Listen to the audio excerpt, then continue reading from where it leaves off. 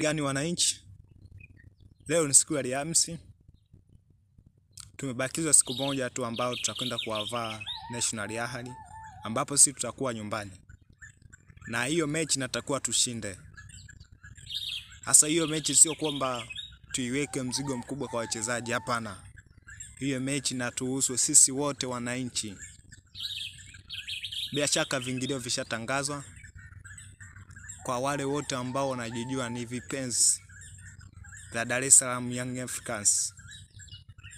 Tunaweza tukakata tiketi zetu ili siku ya Jumamosi wachezaji Laurindo Aurelio Depu, kina Prince Dube, Juka Buya wakiangalia pembeni hivi wanakuta uwanja umejaa, waende kutufanyia kitu ambacho tunastahili kupata kama sisi wananchi.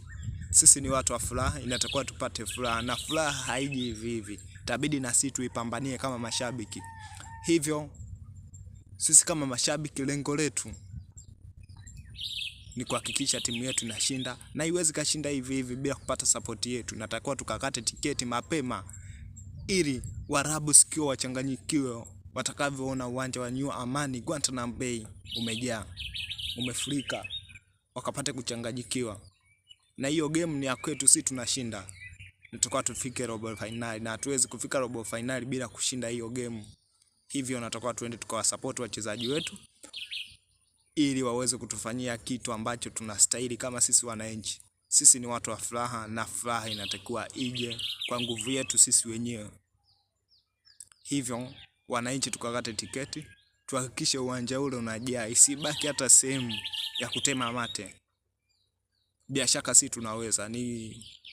Na ukifuatilia kwa siku za karibuni barani Afrika tumekuwa tukisifika, moja ya kilabu ambayo imekuwa na nguvu hivi karibuni ni sisi. Hivyo natakuwa tuendeleze makali yetu na tuzidi kuaminisha kwamba ukitoa Real Madrid, Barcelona, Manchester City, United, klabu nyingine yenye nguvu na mashabiki ni Dar es Salaam Young Africans. Hivyo tukajaze uwanja, tuwape nguvu wachezaji wetu, tukawasupport na kuwapa motisha.